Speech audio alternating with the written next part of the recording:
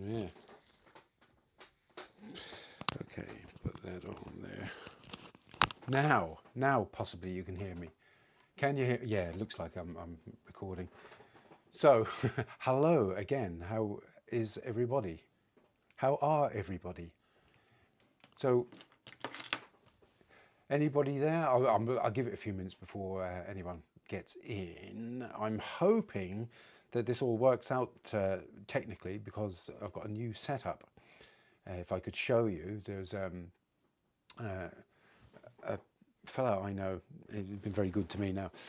He fixed up an old Apple Mac Mini to run Windows because he said the processor was better than the last one I had. And so I'm running Windows on this Mac Mini. It's quite a strange thing. So I'm not sure how it's going to actually sort of pan out. So hopefully it will work. It looks good on OBS, but does it look good where you are? So do let me know. Is the sound good? Is the sort of the moving image good, or is it halting and glitchy and things like that? So if you are there, it'd be good to hear from you. Let me see. I'll just go and have a look at the stream health. Yeah, I'm not getting any sort of. I'm not getting any warning signs anymore. I was getting warning signs just before I got into the live stream, and I was wondering whether it was going to work at all. So, so just to talk to you for a bit before I go on, I've just the day before yesterday, the evening before yesterday, got back from the Côte d'Azur in France. And my wife and my youngest daughter, who's just finished her leaving cert, you know, kind of O-level type of thing, A-level, O-level type event in her life, and so she's I think this is probably the last kind of holiday with children, really. It's kind of very sad. Hopefully it'll be liberating too. Maybe they'll take us on holiday from now on. So yeah, we went there, and we went first of all to my father-in-law's place, which is in a place called Roquebaron in Provence. Provence Vert, is it La Var is the département. And then afterwards we went to La Croix-Val, I can't remember the name of it. It's kind of further along the coast towards Nice. La Croix-Val-de-Mer, I think it's called. It's beautiful there. And so we stayed in a house sort of, and catered for ourselves, I suppose. And then we went to Nice, and Nice is a beautiful town, very well kept and neat, and much more, much easier on the eye and preferable to Marseille, I think. Marseille's looking a bit sort of ragged around the edges these days. And after that we went up into the mountains to a place called Sospel. which is kind of like a beginning of the Alps, really. You know, you go around, you know, these hairpin bends, you know, going upwards and down, you know, and back up again. It's an amazing place. We saw some fantastic places there, and I'll show you a few things, not because I want to show you my holiday snaps and all that kind of thing, but I suppose set the scene in terms of art, I suppose. If that interests you, I'm going to sort of change my scene, and let's see how this works. Oh, Miles, how are you doing? Miles, it's good to see you. I'm wondering if there isn't everybody else at the moment, so let me have a look. Oh, Miles, while you're here, whatever happened about that merchandise thing? I know that you did sort of have a look at it and it didn't work out for you. I tried it directly after you told me about it, and I couldn't see any problems with it. But you know, for all I know, there's something that I've done wrong or a glitch in the system that's stopping it. So did you ever sort of try again or get it to work or not? But anyway, it'd be interesting to know, because it's quite complicated, all this stuff. And probably every time I come online, I'm whinging about how complicated everything is.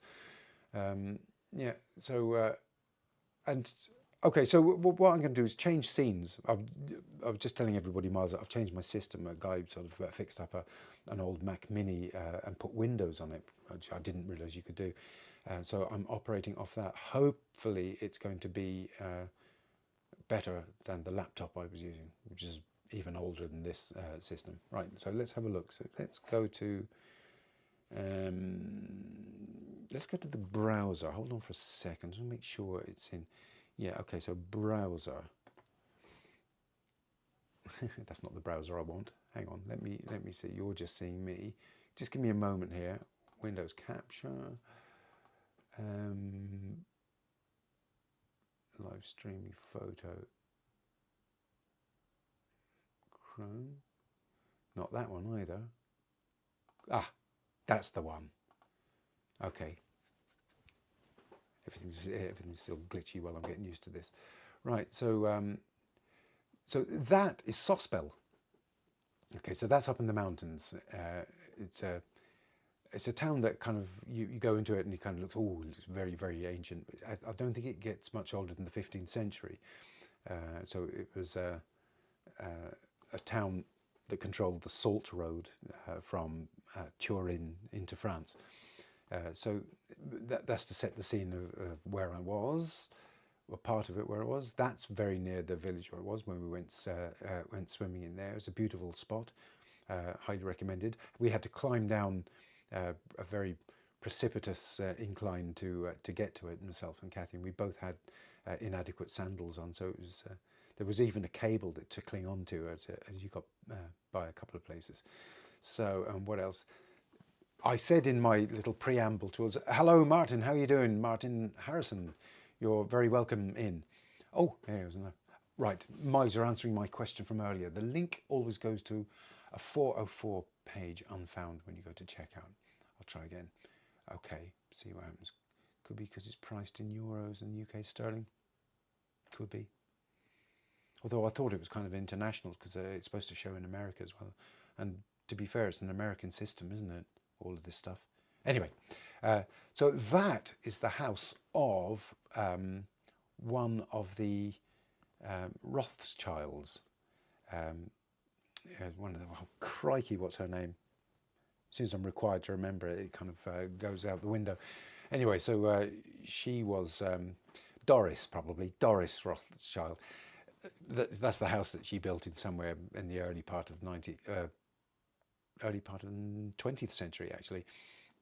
And it's very, very beautiful. But I said in my sort of little ad for this live stream that she was kind of a bit of a useless article. I suppose, you know, didn't do very much. And she, peculiar, you know, too much money does terrible things to people. I'll let you know as soon as I've sort of experienced it myself, but it certainly seems to do odd things to these people. And she held a fully costumed wedding for her dogs, you probably heard about it in the past, you know. So you know the whole kit and caboodle, you know, where they had them all dressed up in tuxedos and dresses. It made me kind of grind my teeth to hear about it. Anyway, so we visited there. It was a very beautiful place, of course, but that's near Nice, at the back of the hills near Nice. And there's the view that she woke up to every morning from her bedroom. There I am, sort of holding the whole place up in my Scooterola t-shirt.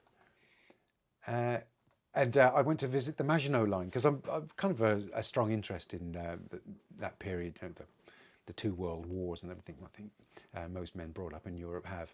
And so I went down to see this little tranche of the Maginot Line that's actually down near Nice. And I didn't realise it went all the way down France or down the east coast. It kind of stops at Switzerland and then restarts you know, as it gets towards the Côte d'Azur. And you know, I thought it was all up around Belgium or you know, in the east of France, Alsace-Lorraine and all that kind of thing. But anyway, it was an interesting place to go and see.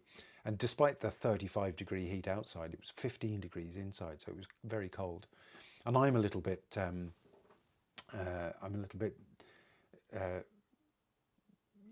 would you call it? Claustrophobic, I suppose. I don't like thinking, I'd do terribly in a submarine or something like that. And I think I would have gone berserk in this place. Awful. I don't know how they stood up to. I think they were in there. Each soldier was in there for 3 months or something like that. I'm sure they got days off, but anyway. So there are rooms like that, no windows. It must have been very depressing. Look at that corridor. It goes hundreds of meters into the mountain. And there's the kitchen. The kitchen was actually very near the front door. And it was very modern for its day. And also completely useless because the Germans just bypassed it. That was in a monastery that we visited. I just thought the faces were interesting. Look at those lips.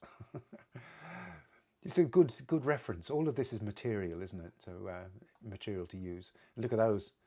And I thought that this figure looked like one of those kouros, you know, early sort of classical Greek sculptures. The way the mouth is always set in this kind of prissy smile, half smile kind of thing. It looks like it there. Anyway, so I went to see Matisse, and there's a Matisse museum in Nice, and in fact, when I went there, it turned out that it was just as much a Juan Miro museum as it is a Matisse museum, because there seem to be every bit as many Miro works of art in there as Matisse. And I came away from the place liking Miro a lot more than I used to, and Matisse just a little bit less. So that's a self-portrait of Matisse. And this is all sort of for a reason. I'm showing you this because look how unreal it is, and you know, it's considered to be an important work of art, which it is. Just bear it in mind. There's hardly any paint on it. It's mostly line, and very wonky to boot. And this is Miro. This is a self-portrait that Juan, I don't know, is that how you pronounce it? Juan Miro made. I think it was as soon as I saw this, I thought, oh yeah, okay, I like him more. I used to appreciate Miro that much, but after seeing this, I did. That's Miro again. Look at that pointillist sky, kind of some way between the pointillism and Gauguin. Very wonky figures. Very wonky. Everything is just total exploration and play. More pointillism. That is Matisse having a go at pointillism, and he, I mean, just look at that. You could tell he was a sort of possibly an impatient man. If this painting is anything to go by, because if it was Seurat, that whole thing would have been complete, absolutely filled with paint. And I think that Matisse probably did this for a while and thought, oh, should bugger this for a game of soldiers, and left half of it undone. Oh God, Miles, I'm looking at your reply. Thank you very much for doing this, by the way. So you selected pounds, and then it gives you a load of hoops to jump through. Well, that's not good. Yeah, and I'll investigate it subsequently as well to this. Right, this is Miro. I think this one is Miro. And they put these two paintings together. This one and this one. No, that's Miro. That's Miro. And they were saying how similar the compositions were. And I suppose, yeah, all that decoration and everything. And they were all sort of bouncing their ideas off the other ones. You could see it all around the time that they were all, they were in a kind of, they were all in a wave. So it wasn't just one person leading or you know, and they weren't all coming up with this stuff independently. They were all sort of looking at each other and bouncing their ideas off of each other, being influenced. Matisse, the older artist, was heavily influenced, in fact, by Miro, more than the other way around, I think. So there's the Miro one again, and there's Miro. And I was very sort of taken with this painting. You know, it looks so simple. It's huge, by the way. It's not a small painting at all. I thought it was lovely. It's even lovelier in real life. I just really like it for some reason, and I don't know why, because it's not the kind of painting that I would do. Yeah, really nice. There was a Monet. There's the single Monet in that museum. I thought was worth photographing. Obviously, it looks better in real life. A tiny lens and a camera phone can't, can't take in the detail and the color. I just wanted to show this one because I think this was a Berta Morisot painting, which it was in another gallery, another museum in Nice. What was it? La Musée des Beaux-Arts in Nice. And there's a show of which was surprisingly sort of free of much work.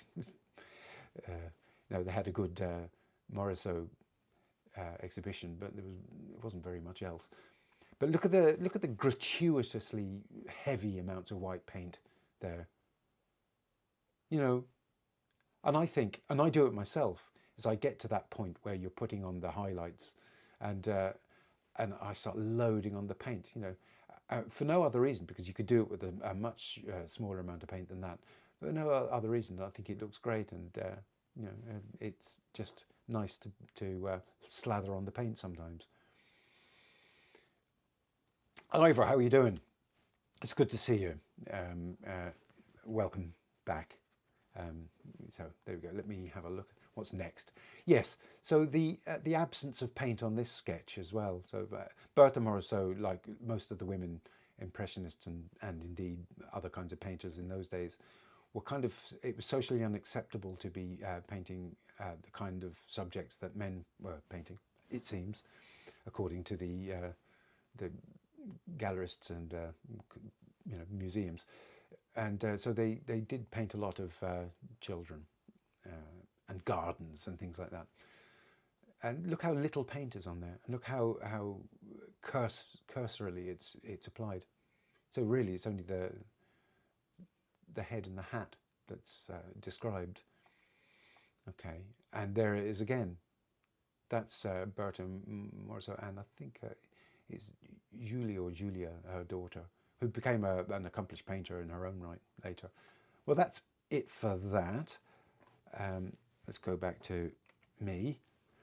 It's all about me, isn't it? Me. So that's what I saw when I was away. And you probably saw the gouache painting I did last week. At least I hope you did. I took gouache with me because it's easier to carry, and you don't kill your brushes by, if you use acrylic, it dries on the brush in that heat, and your brushes are finished. I have used acrylic in the countries before. I just wanted to take the gouache away. I discovered that it's quite harsh. In the colours are very fruity, and I didn't find a way of just toning them down a bit. I'm sure there is a way. You know, you could probably put burnt sienna into each mix and sort of make everything more subdued. So let me see. So what I'm going to paint, and I'm just going to be free and expressive, I'm hoping, in this paint. So what I'm going to paint is that scene, which is actually the view from what's her face's Rothschild's gaff. All right, so it was very beautiful. There was you know, lots of boats in that bay, which you can't really see here. It's further off to the right, I suppose. I can't remember the name of the place that's opposite there. But anyway, all right, so that's that. That's what I'm going to paint. And why I was kind of referring to the paintings that we saw earlier on, and it's the fact that all this stuff is material. It's material to use to make something beautiful is the idea. Okay, not there's a huge tendency today amongst art and teachers of art, and I suppose just people generally want to be able to describe the thing that they're painting accurately, and I think the longer you go on, the less importance is attached to that.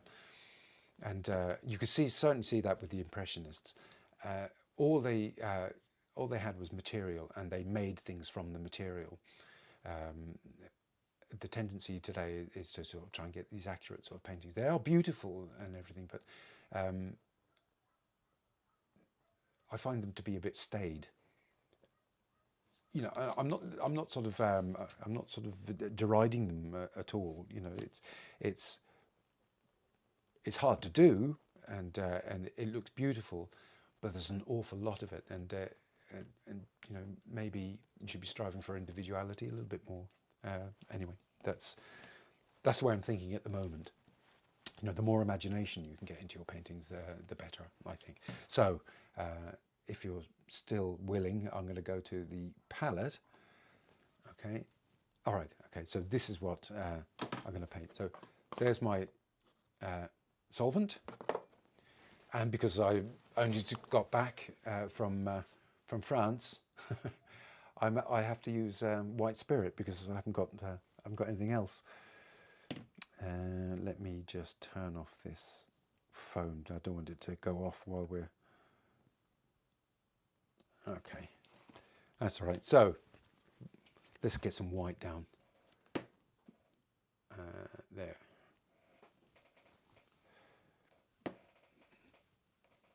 You can hear my chair creaking in the background, can't you? And do ask a question. Sort of, I'm keeping an eye on the comments, the chat as we go along. I'll put that there. I'm going to put in a yellow ochre, I think, just for the sake of putting in yellow ochre. That doesn't make much sense, does it? I'm going to put in a red.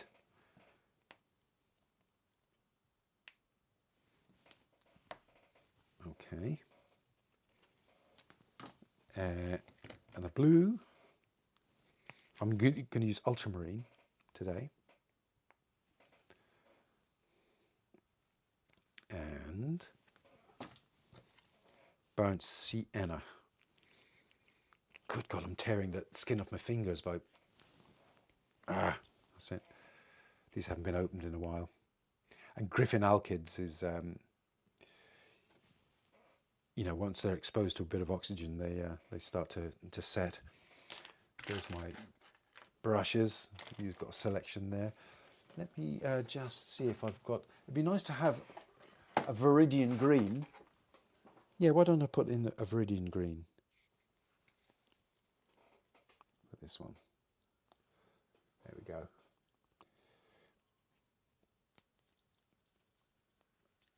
There.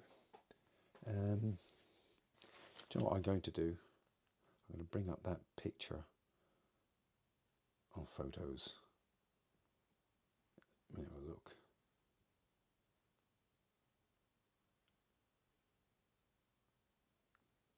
Just make sure I got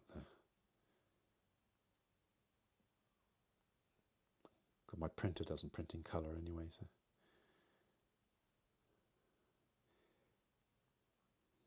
Aha, that's the one. Right, now I have it. Good, so that's my material. You can see my material. So if I go to the actual work, there, right. Now, let me just pull that camera out a little bit so that you can see the whole thing.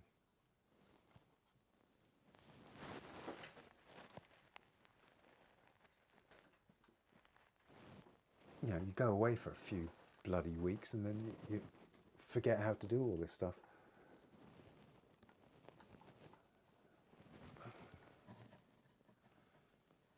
Mm-hmm.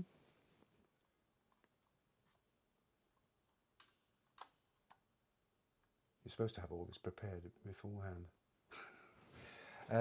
Let me just do something here. Keep talking amongst yourselves there for a second. In OBS, face cam, move that out.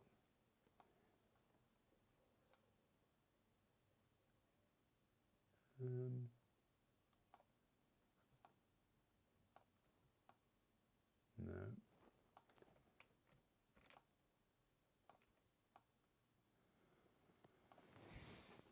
Move that back. Oh, that's better. Yeah. Otherwise you won't see the whole thing.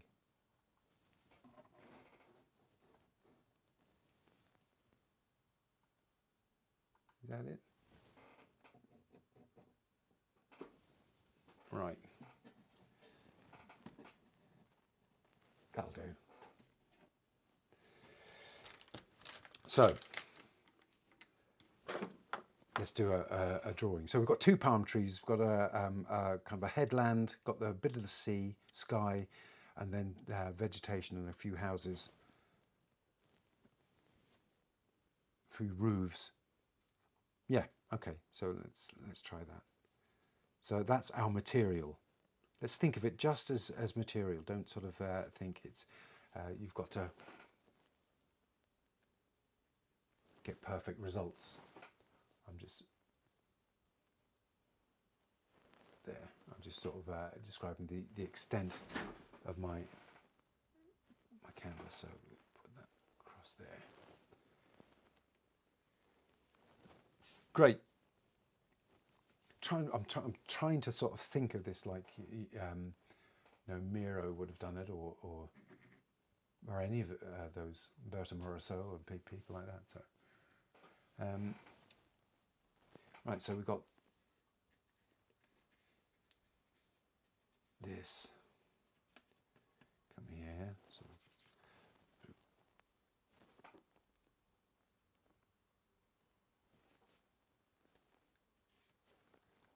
I want my palm trees to lean a little bit, okay? Just a minute. I like those kind of those trees that sort of lean a bit. You get all around the coast there like that, and then yeah, like that, and then there's the headland. Headland comes out there like that. Comes up there.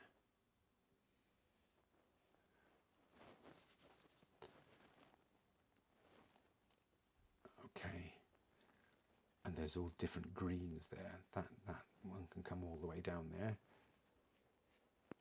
Okay.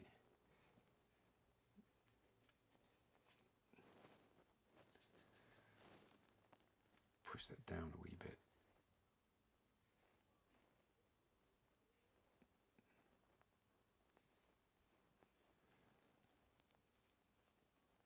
And what I'm thinking of mainly is the fact that this has got to be hot. Okay, that'll do for the.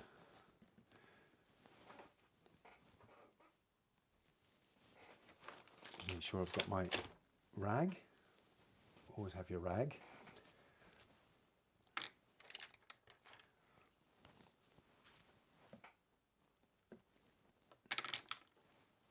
Okay. So I'm going to get in some darks first. So I'm going to get some blue and burnt sienna there.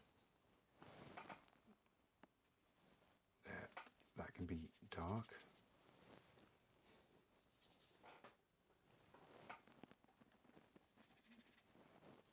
Dark, bit dark there. The sun is coming from the left-hand side. The light is coming from the left-hand side.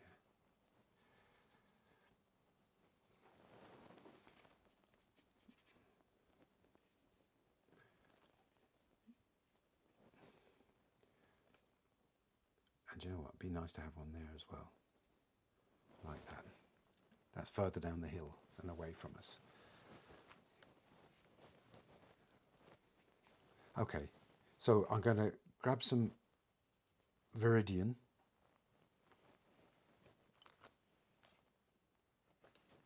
Viridian green, add some yellow into it, and a little bit of red, a bit more yellow.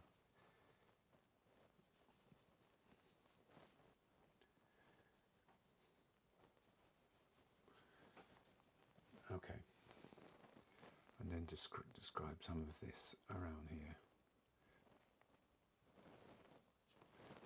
Same here.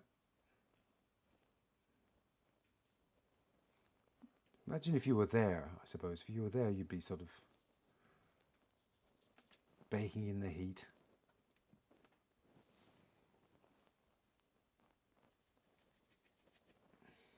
Honestly, I'm talking about baking in the heat. I haven't been so cold in my life as when I came back. It's been desperately cold. When you're used to living the kind of high life like me. Now, there was something that I tried to do last week, or was it last week? God, was it? Yeah, it seems like a year ago.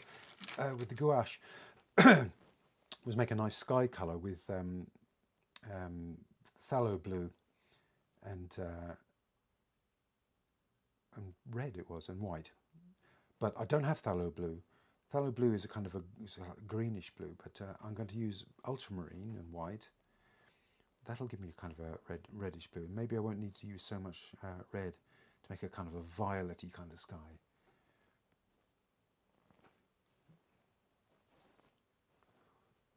How's the quality so far, my friends?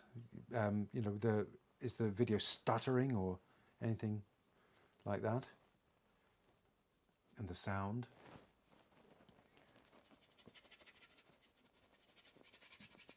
I'm going to mass in this area here.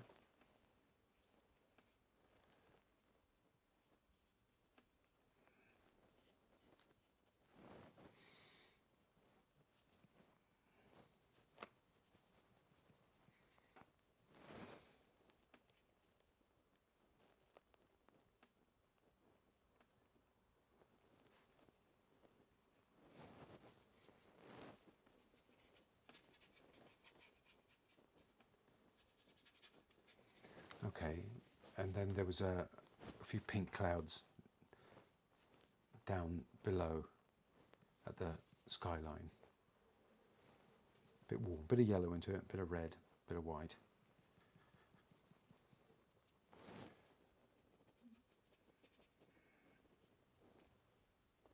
Coming down there like that, okay. Now, the actual rocks and all that, they're actually similar to those clouds that I put in, but I'm going to warm them up with a bit more red.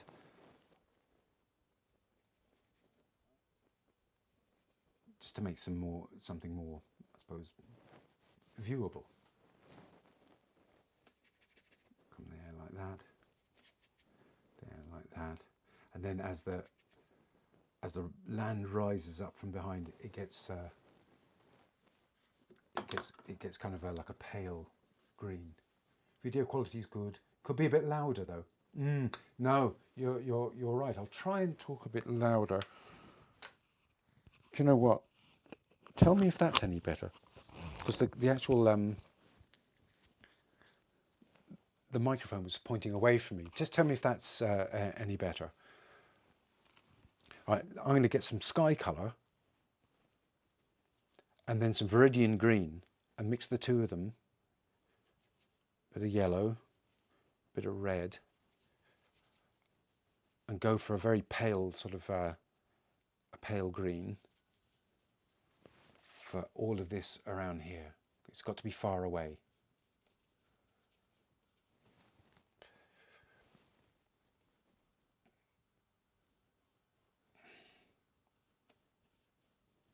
So that's all far away now. And then there are all these nice bright greens in front. There's always red in the greens, so let's make sure. Video all good here. Only a 50% volume, but clearer since you moved the mic. Okay, good. All right, brilliant. Thank you very much.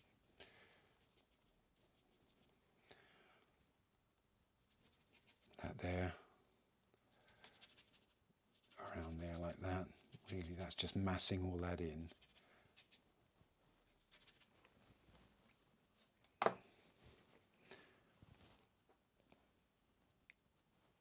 Let's make a darker version. We can put in some spiky ones there, just so that it gives us a steer on what I'm going to do later. Okay, and then there's the sea. The sea is a blue and white mix, touch of yellow.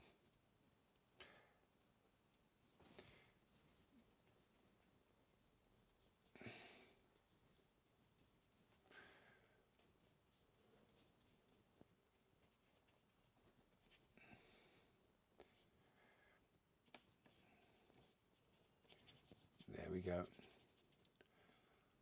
That's almost all blocked in.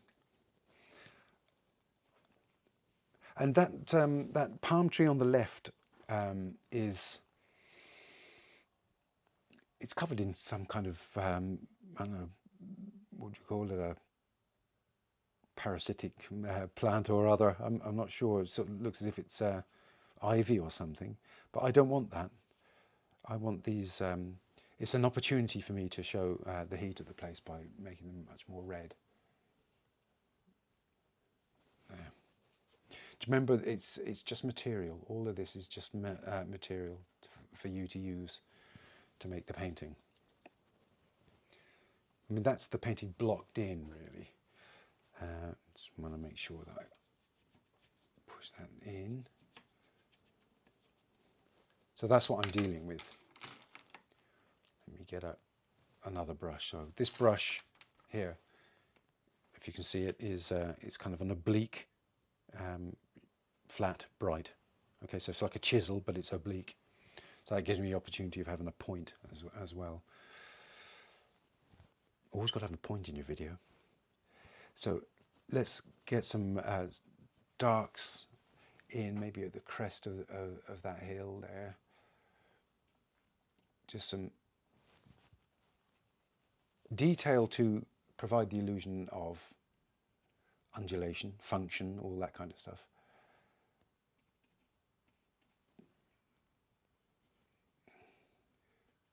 That's coming down to the water's edge there. There. Okay.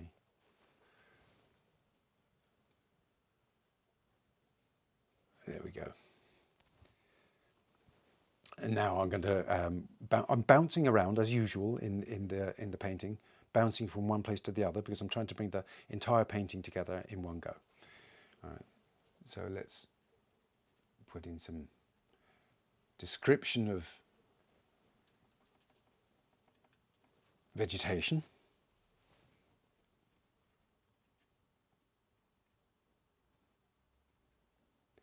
There we go.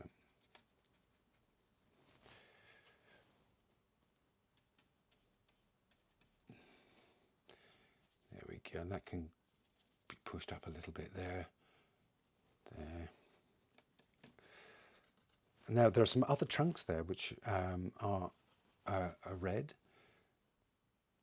So it can go in there like that with those.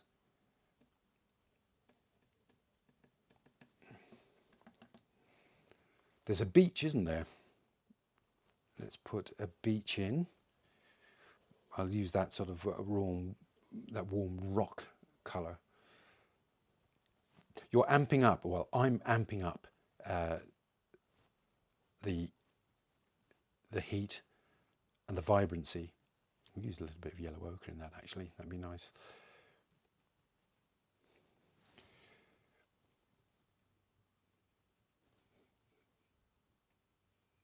I can go there like that.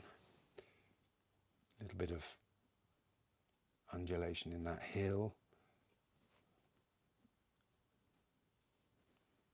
There.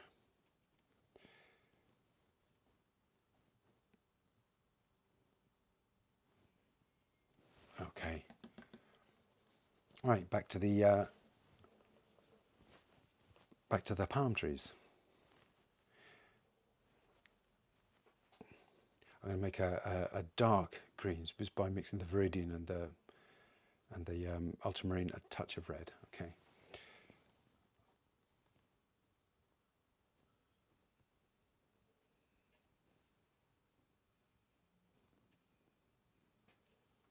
It's random. I'm not doing the actual ones that are there. I'm just making palm tree-like shapes. It's what do you call it? It's an abstract shape, isn't it? There.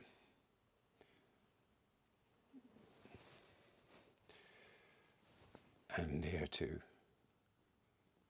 Some dark ones up there, because the rest can be shaped as we get into it with the background, whatever is in the background there. Well, of course, we should do this little made-up one that I put in there, so that can come.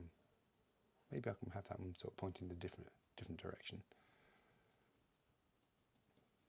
Okay.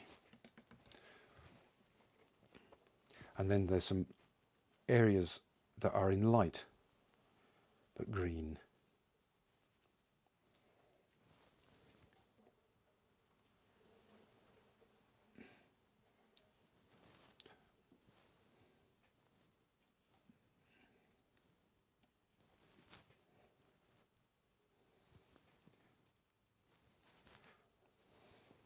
Same here.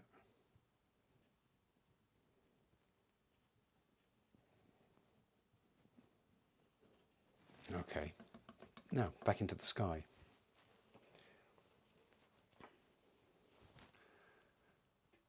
Blue and white for the moment.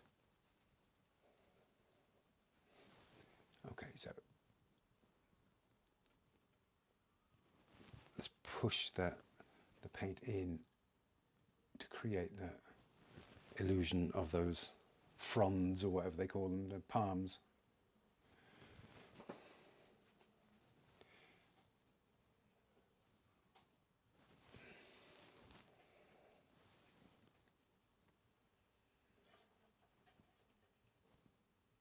Okay, there. And then back more sky, shape that a little bit more.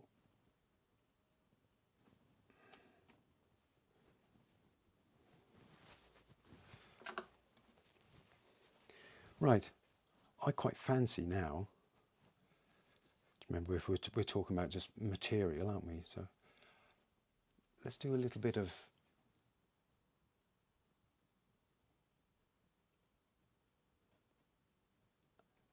colour in the sky.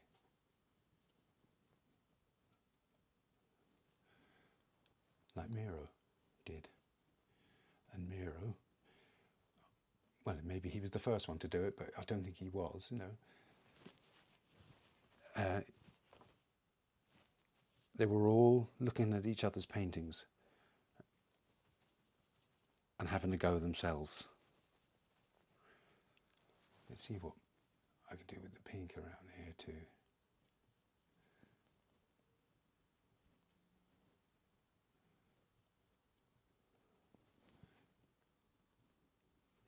Okay. And how about a bit of a more purpley colour? So blue plus red plus white. fair bit of white because it's a kind of a light colour that I'm looking for, a light value.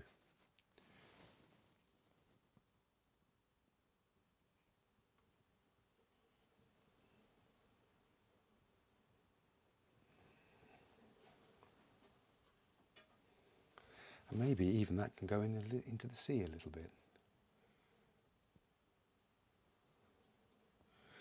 And of course, I should be shaping this as well.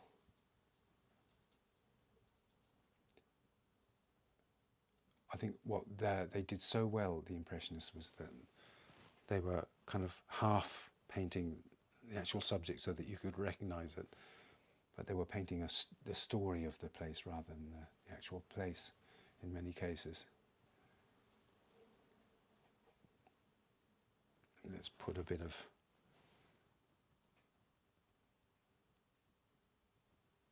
sea in there. You can see through into the sea, and do the same thing over here a bit.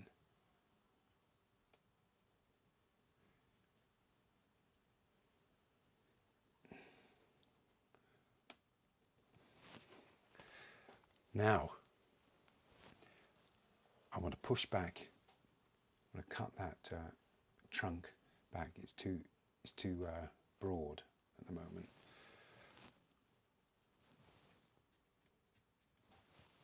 Okay. And now we'll get us a smaller brush. Oh, maybe I don't need a smaller brush. I'm going to do a little bit more on those trunks, but in a hotter red. We said the sun's coming from the left-hand side, so make sure that there's a bit of shadow underneath where the palm leaves are providing a bit of shade.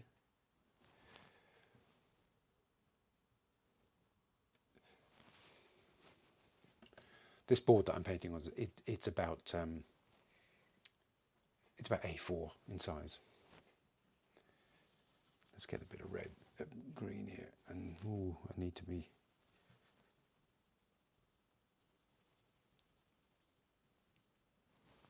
pushed out in the distance so it's pale. One thing I noticed about Morisot and Mary Cassatt was they used an awful lot of pastel colours. And every time I go to sort of make pastel colours, I find that it's not they often don't come out like pastel colours. So I mean, it might be to do with the palette I'm using. Oh, here we go. The painting reflects much light, and this could make the painting look watercolour. ISH, could you please change the lights on? All right.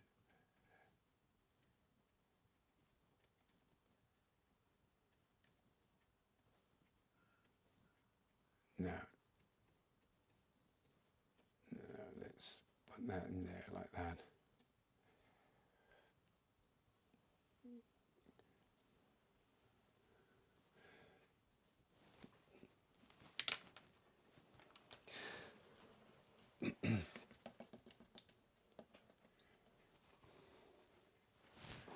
Oof. It's an awkward position to sit in. Right, so I'm going to put in some detailing in the foliage at the front.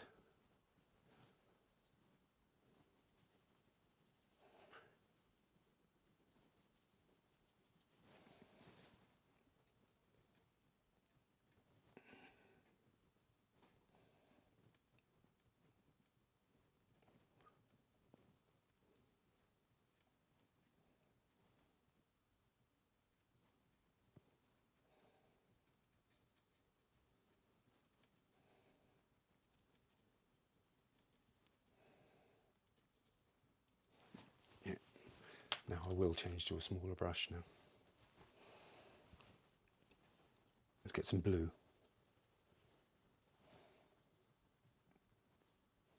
I'm going to have to do something about the lights in this room because it's actually very dark where I am. It looks kind of okay on the screen, but I'm sitting in the dark, so I need a kind of a spotlight on the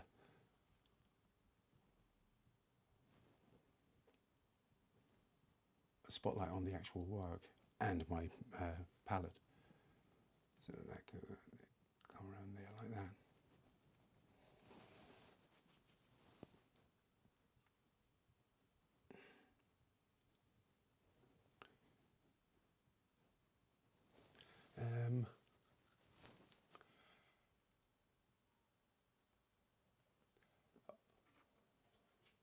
Now, I was just referring to your little comment that the painting reflects much light. Yeah, I know, it does. Up around here, it's bad. I need to get a professional in for the light, so I'm not sure exactly. When I try and change the angle of the lights, it doesn't seem to do anything either. So I don't know how to cope with the light angle. Is it this one? Is that the one? Maybe that's the one that's causing the problems. Let me try that. Is that better? Is that better? The light's pointed directly at me now, which is probably not doing much good, but yeah, okay.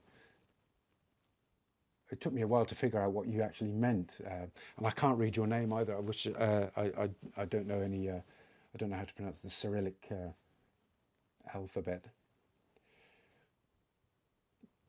Okay, so like that. So I think I've got enough foliage in there. So now I need to apply some more heat, I think. So let's get some reds in here.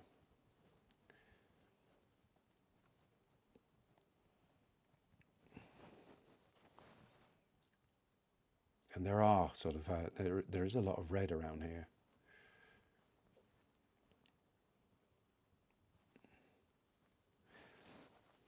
This is the only place I've ever seen wild boars in my life. We're a bit starved for sort of interesting fauna here, but it was amazing to see the wild boars trooping by in a car park. Okay, so let's put in a bit of blue there for a shadow, and another one here.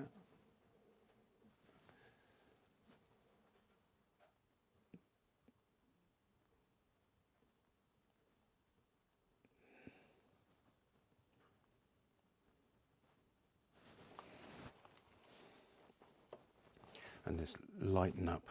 I'm going to use some of my yellow ochre. Better. Brilliant. Thank you very much, Martin. Yep. So you're no longer Zaviag.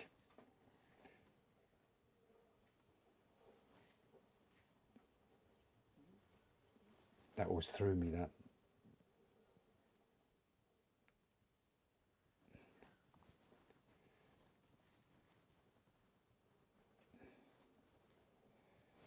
Okay, so I think I'm going to use mix up a bit of a purple now for some of the shadows. So blue and red,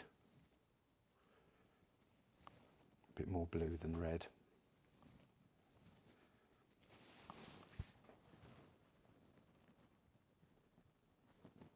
And in those shadowy areas, put purples.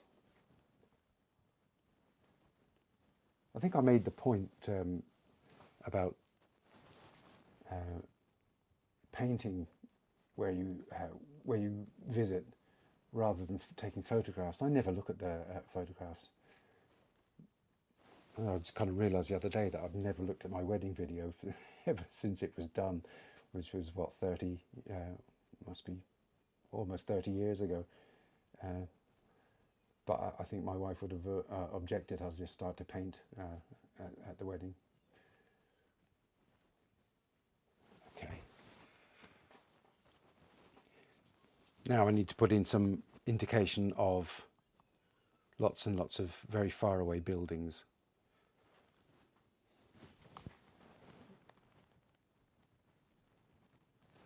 try and do it in that sort of Cézanne sort of way, just lots and lots of little dabs. And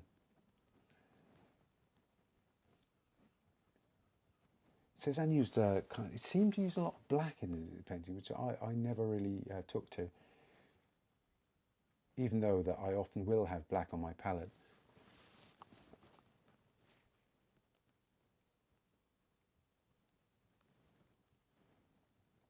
I just never thought, out of all the impressionists, I kind of have to say I like him the least. Although I know I absolutely tip my hat to all his achievements and everything. We have a Cézanne in our National Gallery here in Dublin, and I don't like it. I just don't like it. It's small and mean looking. They're very proud of it, I think, but I just don't like it. But who cares what I like?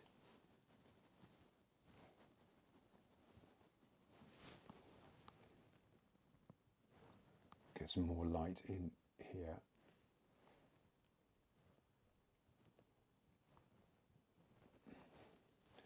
And even down there, a bit more sort of foliage, stuff like that. And I need to cut into those palm leaves a bit more. So grab some more blue. Ivor, he says, I have a Japanese friend with me called Eri. She really likes your style. Oh, well, that's very kind of her to say so. Thank you very much. What is it? Arigato, isn't it? Yeah. Okay, so oh, need a bit more blue in that.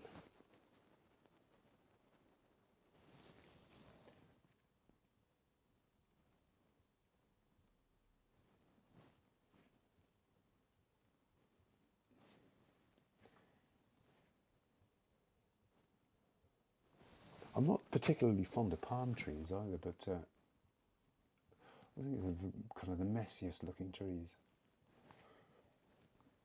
Give me a good old oak any day.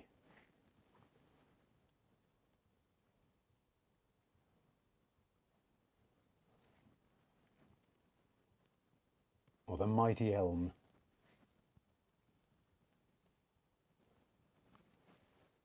Okay, so bring that in a little bit more. Let me get my hill rock colour a bit more.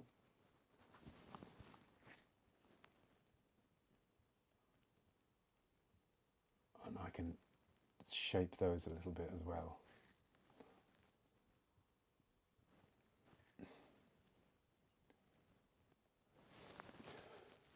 I must have ate a mountain of bread while I was away. The French bread is just gorgeous. I was supposed to have been off the bread and my keto diet.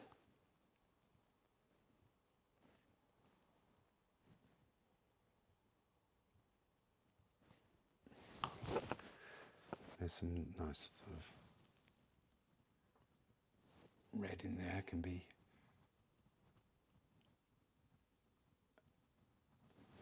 I don't want to be too descriptive, you see. This I'll have to stop myself from for doing that.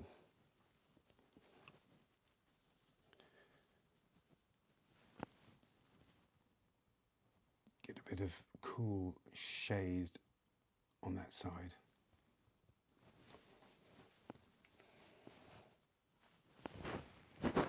Also have to steady my hand with my other hand.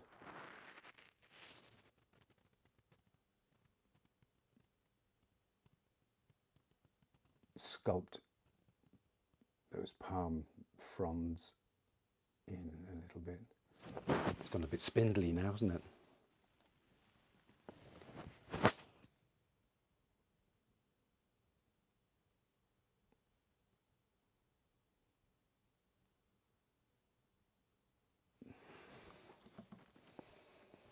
Okay. I'm also absolutely knackered today.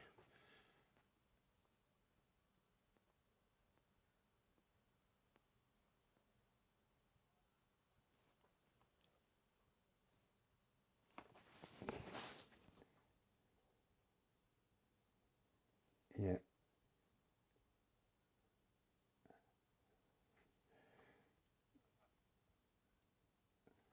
I like the way that the impressions never got detailed, but they put an awful lot of work into areas where they're kind of supposed to, or you would think would be flat colours.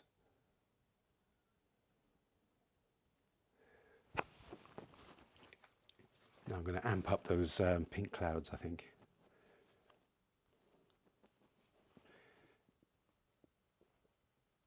Might have to put more yellow out.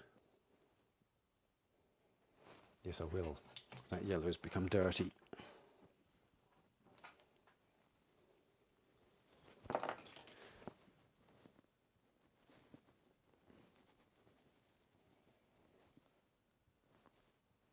No. Okay.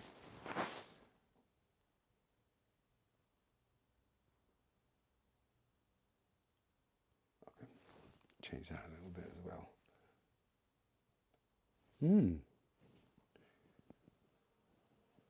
Make it even more pink.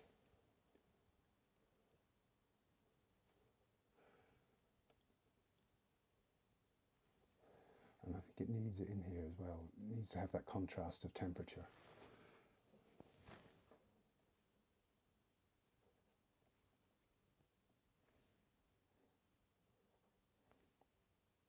Yes, I'm going to have to sort the lighting out in this place.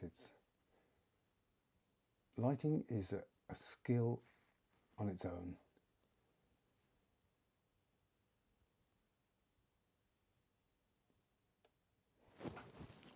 How about some yellow in the sky as well?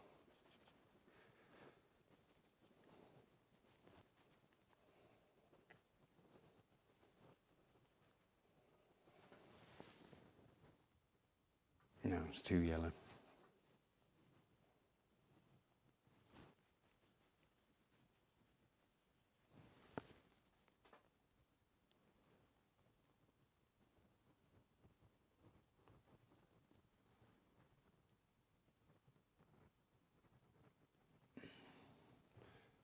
Maybe in here as well, just so that there's a bit more colour in there.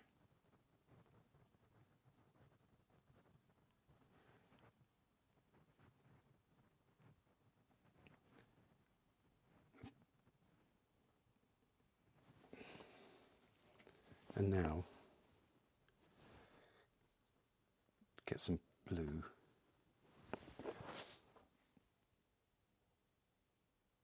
And do a little bit of delineation.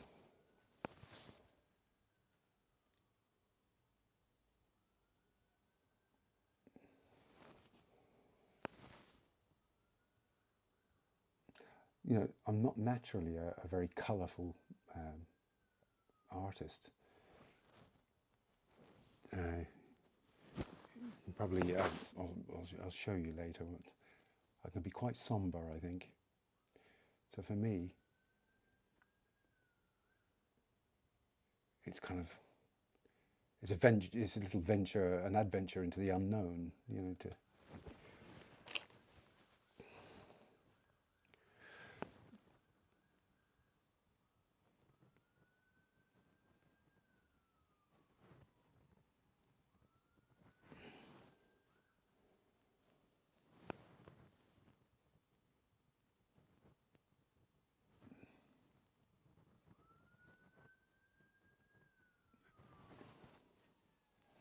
okay.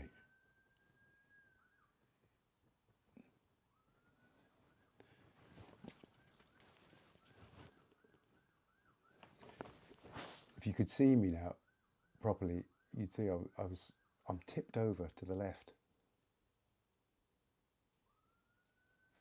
in quite an uncomfortable position. Oh, I didn't.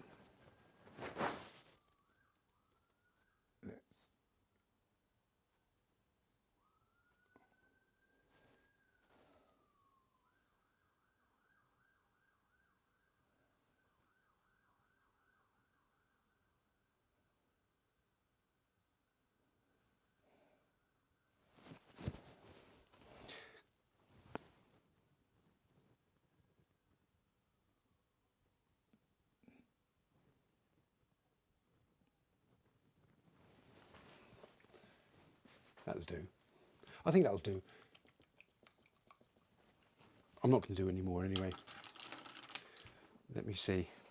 So, and I can't really take this painting off that board either. So I'll leave it there for a second, and then talk to you. Take those brushes out of the way. How do I do that? Oh yeah. How are you doing? I'll take that. This palette of mine is actually, how do you say it? Blue tacked to the surface here. So that's what I was up to. Looking at scenes like that. God, I've got a headache now. Just wanted to show you a couple of things while I can, I suppose. So you're all there, yeah? How are you all keeping? Have you woken up?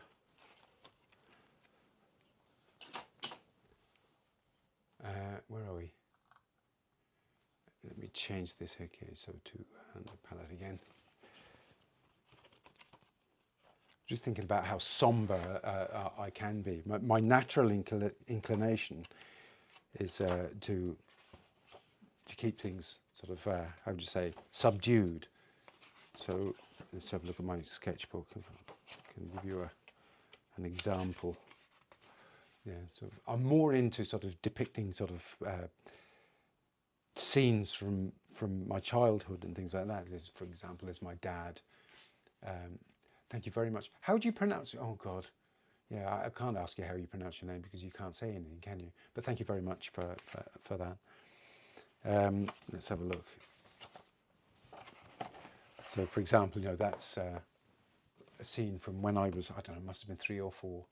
And my mum took me somewhere, I can't remember where it was, and we ended up walking back through West London Park, Turnham Green, in fact. It was about, what, if I was 4, that would have been 1966. And there was a guy shooting up on the park bench, and I looked at him and smiled at him. I remember that, and he smiled back.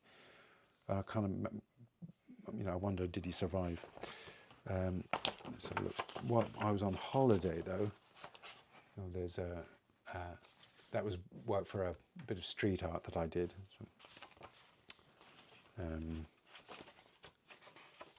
Where are we? Oh yeah, while I was away, you know, I was kind of looking at the Miro stuff. Now I know this is nothing like the quality of a Miro sort of painting, but yabba dabba doo. Yeah, okay, Fred. So, yes, I was just taken by Miro, and I just sort of scribbled something down, and I just wrote underneath it, I enjoyed Juan Miro's work more than Matisse's. Yeah. I think I did that when you saw that one while I was away. And I got into this business, was sitting at a cafe, of thinking about the way the world is going at the moment, and how we all seem to be sort of assailed by a bunch of new friggin' Puritans that seem to have arisen sort of in the world with their strange beliefs. He's an Irish journalist that I don't really care for very much, but yes, so I started working like that, and you can see I'm more inclined, I think, to get quite dark. I think so. For me to paint an impressionist version of a scene is like taking a holiday. Yeah. Oh, hello, Eri. How are you? You're a long way from home. You're welcome here anyway. So, okay. Yes, the sketchbook stuff. Yeah. Yeah. I was thinking of having an exhibition. I'm not sure what to call it. One of my titles was The Island of Dr. Moreau. Have you read that book? I read it many years ago. It's a 19th century kind of sci-fi fantasy horror book, really. But if you read about it, you'll probably catch my drift. Or Travels in Pretendium, which is what I called this podcast about, Travels in Pretendium. So I've returned to Pretendium, where everyone is pretending something or other. So there you go. There's one last, and then for some reason I started sort of drawing people's haircuts, which I from memory. So there you go. Some more stuff. That was the Rheumatoids from Space. There was an Irish punk band called the Radiators from Space.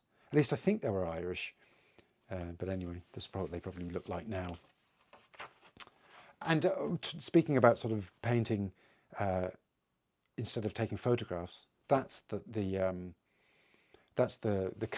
cascade, the waterfall where we swam, and I drew it, I kind of coloured it, and I wrote something underneath, which you can't do with a photograph. So I'm much more fond of this. The photographs just leave me cold, and there's some more. I did this thing. Do you remember? I don't know if you're in the UK in the 60s and 70s. There was always this fella that they used to show, well, occasionally on television, who was gurning. Do you remember? He took his teeth out and he managed to get his jaw up near his nose. And I kind of used a reference for him to draw this kind of old, Oasis kind of fan, what they must look like these days with their mod haircuts and everything like that. So, and this is what the youth are wearing these days, Barneticus absurdicus. So that's it. And what afterwards? Yeah, that was another. I was sitting in a cafe in. Actually, do you know what? I can't. Oh, Sarge is the name of the village. Sarge. I'm not exactly sure how to pronounce it, but I just drew the scene in front of me because it was a nice medieval scene, and I'll refer to that. I'll look at that again, but I won't look at the photographs. So, and there's nothing. There you go. That's ink. I'll tell you what it is. It's Indian ink. Indian ink, yabba dabba doo. And it dries, and it has, what do you call it? It has shellac in the ink. So it actually is waterproof when it dries. But it takes quite a while to dry, so you've got to be careful that you don't close your book and just offset the ink onto the other page. Yeah, so it's just regular stuff. And I used, it's not only Indian ink, it's one of these things too. What's that? PITT pen, Faber-Castell. And one of these I bought in France, which is a fine liner, which is also a pigmented ink. So between the three things, the two pens and the ink, yeah, that's how I've been doing them. And that's even simpler, isn't it, than painting something. So that's it. I hope you enjoyed that. I hope I haven't banged on for too long at this thing. I'm a bit sort of up in the air. I've kind of, I'm trying to get back into the saddle. I'm teaching next week, and even the change of weather is kind of, the temperature coming back from the Côte d'Azur to here, where it's, I don't know, I think it's 15 degrees when we landed. It's about the same now. I'm just sort of not taking it too well. So, and on top of that, I didn't have a breakfast. So that's it. So next week, hopefully my setup will be a little bit better than today in terms of lighting. I'm going to have to ask somebody about the lighting. There must be a way around it. Other people seem to be able to do it. And so I hope you enjoyed that, and I hope you have a great week. And do have a look below the video, or in the chat there's this little $sign. I'm not sort of, I don't expect anyone to ever use it, but I do need to tell you that it's there, and you can make a little donation. It will help me to keep these videos going. Yeah, so I'll see you next week, and you have a great one, okay? Thank you, Yabba Dabba Doo. Will I remember that next week if you turn up? But listen, have a lovely evening, everyone. Bye.